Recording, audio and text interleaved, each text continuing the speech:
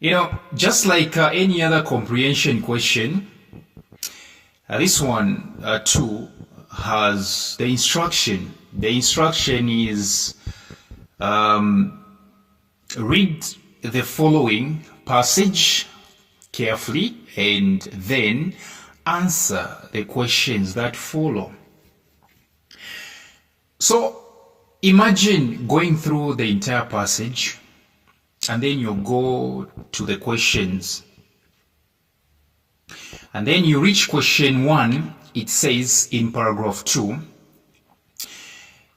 okay, which means this question is directing you to paragraph 2. What you're going to do, you're going back to paragraph 2 and read it again. Manje, the question is the time that you had spent going through the entire passage, where exactly has it gone? You've wasted it. What you've done is wasting that time. What I'm trying to say is that, yes, you can go through the passage, especially when they are not indicating paragraphs, when they are not saying according to paragraph or in paragraph. If at all they are indicating the paragraph number, what exactly is the use of going through the passage?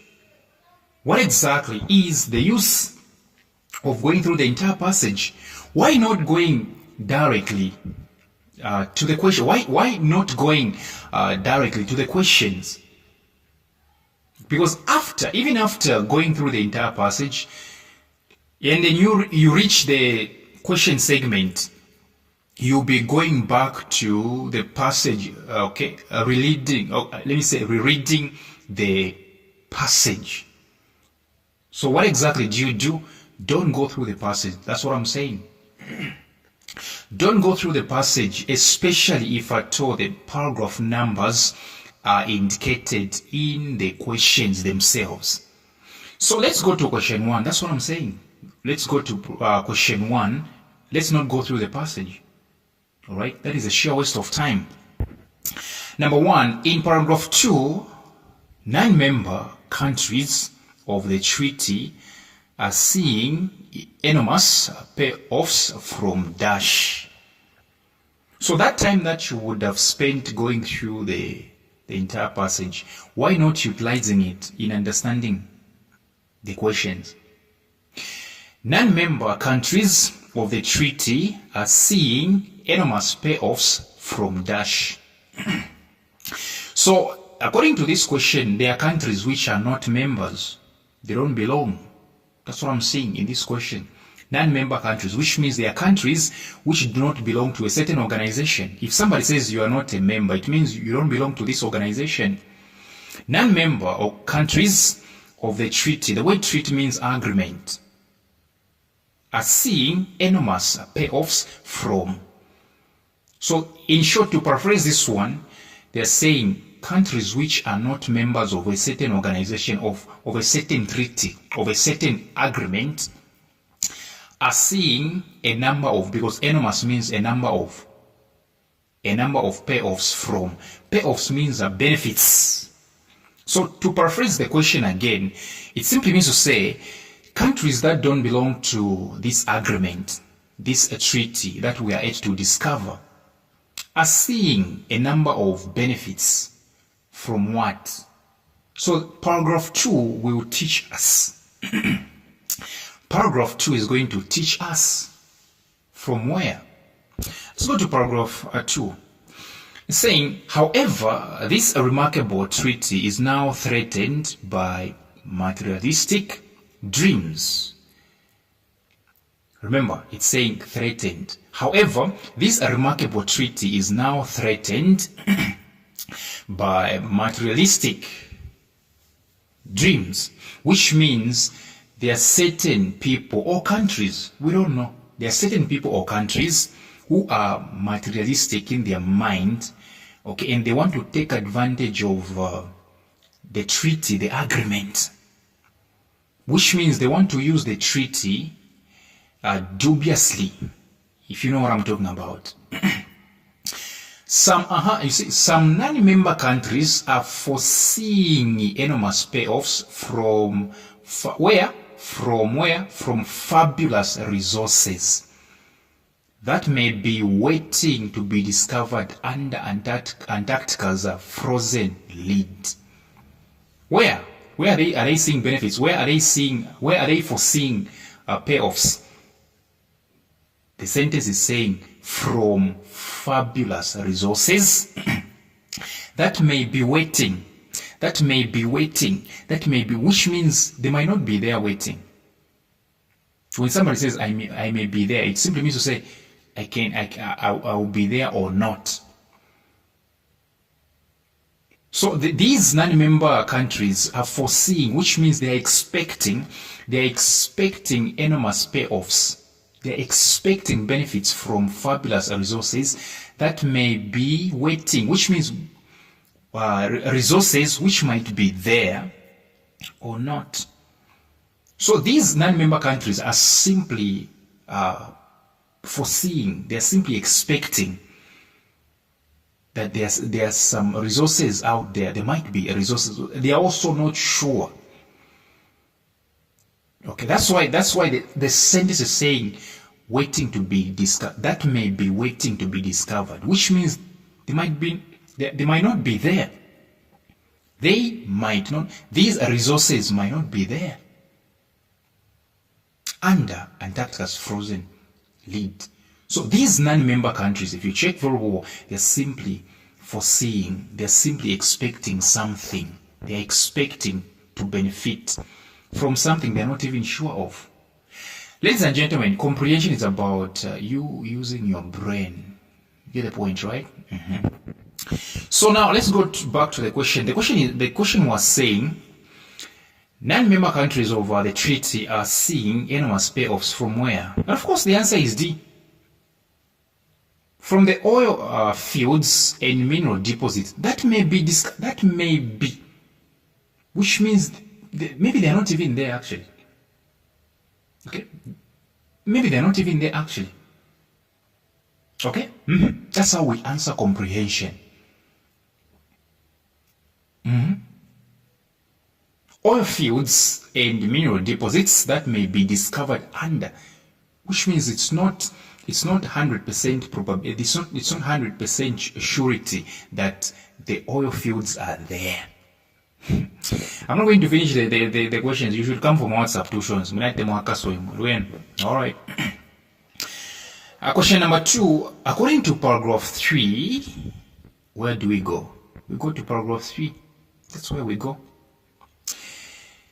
Paragraph 3 reads, in fact, no exciting mineral discoveries have yet been made, and the search for them has hardly started.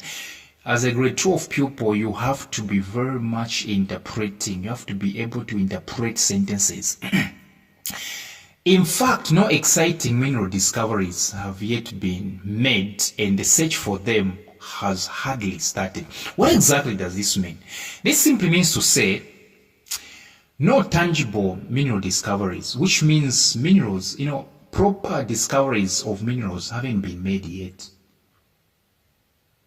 Okay, no tangible minerals have been discovered yet. Okay, and the search for them, search for what? For the minerals has hardly started, which means it has just started.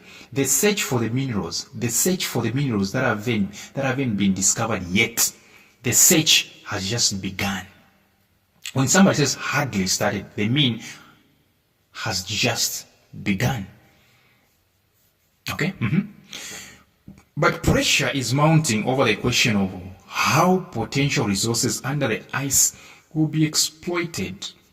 Pressure is mounting, which means pressure is piling up. Okay, over the question, which means concerning, there is a question. There is pressure. The pressure is mounting because of one question, which means there is one question that is not answered yet. I wish you were like me, for YouTube. When they say, but pressure is mounting over the question of how potential resources under the ice will be exploited. They simply mean there is pressure that is piling up because of one question that is not answered. If there is a question that is causing pressure, it simply means to say that question is not solved yet. That is exactly what it means. But pressure is mounting over the question of how potential resources under the ice will be exploited. Okay, so there is a question they're asking among themselves. How are we going to exploit the potential resources under the ice? So this question, the question of how are we going to exploit? How are we going to make an exploit of the resources which are expected to be under the ice? So they don't know the answer. That's why there is pressure. Are we together here? They don't know the answer. That's why there is pressure. That's why the pressure is mounting, because no answer is here. Even you, when you don't have the answer, you are prone to be pressurized. Reason being, okay, you are anxious. You don't know. Okay, where there are no answers, there is always anxiety. There is always a pressure. Okay. And who will have the chance to get rich? So these are the questions that are giving them pressure. They're asking themselves, how are we going to exploit? How exactly are we going to exploit the minerals, the resources under the ice? And who exactly is going to benefit from them? These resources, once they are exploited, who exactly is going to get rich by them? Some countries are jockeying for position in which might well become a new race for. Okay, so now let's get back to the question. The question simply said, according to paragraph 3, which means you have to paraphrase the entire paragraph yourself. You have to get the general idea of the paragraph yourself. That is exactly what it means. You have to get the general idea of the entire paragraph yourself. You get the point, right? So, what is the answer here? The answer is A. The hard search for minerals as what? Has just started. Okay? Because I told you to say the meaning of the word hardly means immediately or has just. Okay? Has. So when somebody says we are barely starting, they mean we are just starting. All right. Let me handle question 3, and then I'll show you the entire passage. All right. I'll show you the entire passage and the answers. Then when you decide whether to come for my WhatsApp tuitions or not. All right. Don't we can branch. Paragraph 3. Question 3, paragraph 4. What is the time bomb of Antarctica? What is the time bomb of Antarctica? What is the time bomb of Antarctica? All right, let's go to paragraph 4. Paragraph 4 reads, the time bomb of Antarctica is that the treaty sidestepped the question of who owns what. This is where the answer is. Ladies and gentlemen, comprehension is very much tricky. Okay? They're saying the time bomb of Antarctica is that the treaty sidestepped the question of who owns what. Who owns what? Who owns what? Let's interpret this sentence. The word bomb, or let me say the time bomb. The time bomb is whereby you set an alarm and then the bomb explodes on its own automatically. That's what it means. But here we're not talking about exploding the Antarctica, like literally. No, we're not talking about that. Here they're simply talking about how something will be revealed, because to explode is actually to be revealed, okay, to be pulled out. The time bomb of Antarctica is that the treaty sidestep to sidestep is to avoid. Sidestepped the question, so which means avoided. The time bomb of Antarctica is that the treaty, which means the agreement, has dodged the question. The treaty doesn't answer the question. The time bomb of Antarctica is that the word treaty means agreement. The agreement sidestepped the question, which means in the agreement, in the treaty, in the signed treaty, okay, the question of who should own what they should own is not answered. Which means the treaty, inside of the document, inside of the agreement, okay, there is no place where, okay, who should own the riches is indicated. What I'm trying to say is that when you see the words sidestepped, it simply means to avoid or to dodge on a question. So this sentence is simply means the treaty has not indicated the country or the members or non-members that should benefit, that should own. That's what it means. That's why they are saying the time bomb, which means the explosion comes from the fact that the treaty does not tell who should own, which means in the agreement, the rightful owner of the riches, of the resources is not indicated. The rightful owner is not indicated. That's what it means. Okay, that's the time. So all the quarrels, all the disagreements, all the explosions, all right, they're emanating from the fact that the treaty does not. It's like leaving a will, and in the will does not declare who should own the property. The treaty has sidestepped. So looking at the answers, let's go to the answers. What could be the answer here? The answer is B, actually. The treaty nations did not apportion the resources of Antarctica. That's the answer. That's the answer.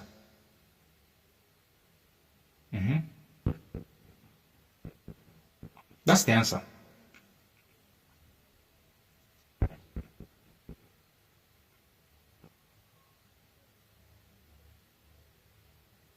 True that. Let me explain this. Morning. The sentence said the time bomb is that the treaty has sidestepped. So the time bomb is dodging. The time bomb is the sentence said the time bomb of the Antarctica is that the treaty has sidestepped. Okay? So the time bomb is dodging. The time bomb is that the treaty has dodged the question. Okay? The time bomb is that the treaty doesn't include the person who should own this. Okay? So that's the time bomb. So the answer is B. A looks like the answer. No. Actually, the time bomb is the dodging, actually. The treaty has dodged the question. That's the time bomb. Okay? The time bomb is not exactly the question. It is the dodging. Alright? So now let me show you the entire passage, slowly but surely. Let me show you the entire passage. Okay? This is the passage. Yeah, get to know the passage, and then I'll give you the answers. I'm pretty sure that you know question 10 is mostly about synonyms or antonyms. Synonyms are words of the same meaning. Antonyms are words of opposite meaning. Yes. True that. Yes. Synonyms words of the same meaning. Yes. Antonyms are words of the opposite meaning. Yes. So for example, the opposite of the word good is bad. So these words are synonyms. Yes, I'm pretty sure that you've seen the passage. Pretty sure that you've seen the passage. So now let me give you the answers. Let me give you the answers. Yes. So you continue from question 4. The answer is A. Question 5, the answer is D. Question 6, the answer is A. Question 7, the answer is B. Question 8, the answer is A. Question 9, the answer is D. Then question 10, obviously it was about synonyms. Finding, find words from those underlined in the passage which mean the same or nearly the same. So these are the words. Odd and unspoiled means pristine. Keeping or holding from, it means jockeying. Increase means sage. Work in partnership means collaborated. Yeah, so these are the answers. So thank you very much for your time, and make sure that you come for my WhatsApp tuitions.